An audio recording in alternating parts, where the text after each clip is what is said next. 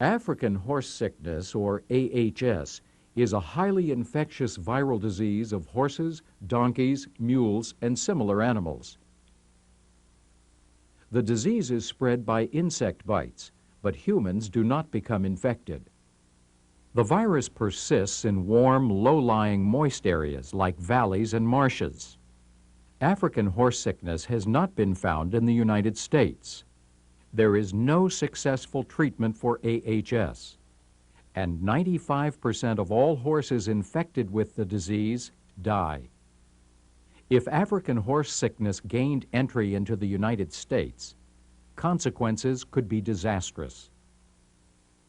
Be on the lookout for any unusual behavior or any change in the appearance of your animals, and know what this disease looks like. In donkeys, the signs of African horse sickness can be so mild that the infection can go unnoticed, and a whole herd could be infected before the disease is diagnosed.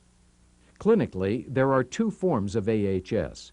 One is the cardiac or edematous form.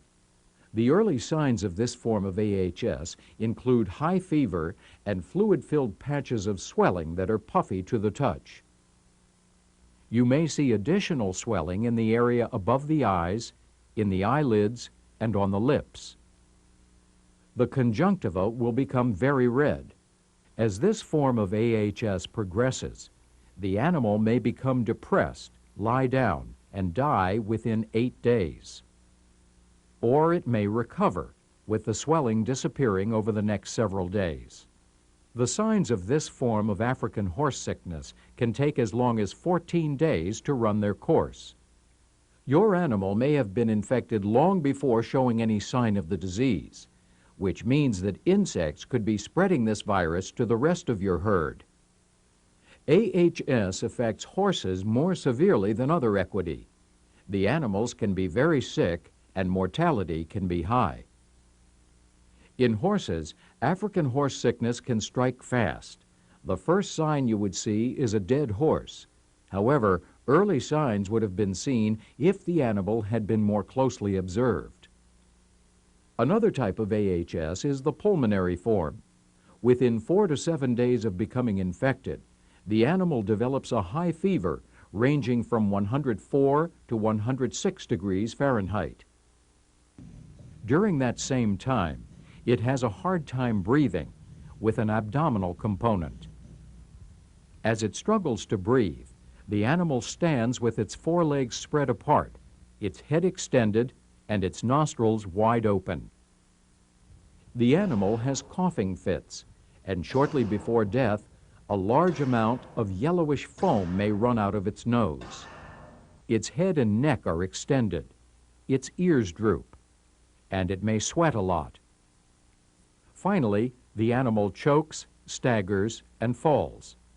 Large amounts of foamy liquid run out of its nose and mouth. Death follows quickly. This form of AHS usually runs its course from initial infection to death within 5 days. If African horse sickness got into the United States, it could kill 70 to 95% of infected horses and half of all infected mules. Biting insects like gnats and midges that have picked up the AHS virus from an infected animal spread the disease to other horses, donkeys, and other susceptible animals. These insects are most active between twilight and dawn. African horse sickness cannot be passed from animal to animal by direct contact. But when infected animals move into uninfected areas, insects pick up the virus from them and infect healthy animals. What can you do to protect your animals? Stable your horses, mules, and donkeys at night to protect them from insects. What are agriculture authorities doing to help? APHIS, the Animal and Plant Health Inspection Service, restricts importation of horses and other potential carriers from countries where African horse sickness has been found.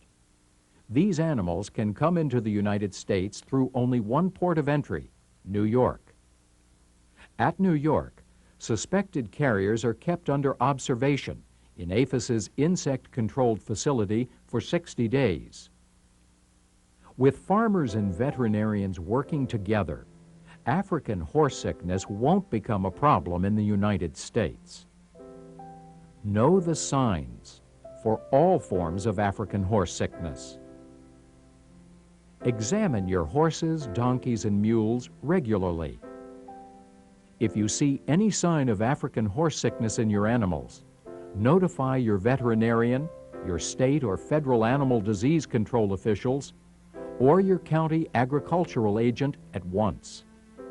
And isolate the suspect animals immediately, protecting them from insects that could spread the virus to other animals.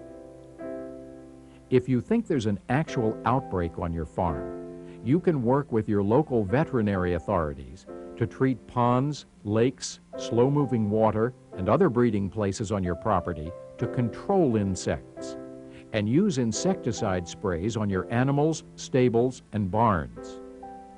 Working with local, state, and federal authorities, you can keep America's agriculture safe from foreign animal diseases like African horse sickness. Together, we can do the job, one farm at a time.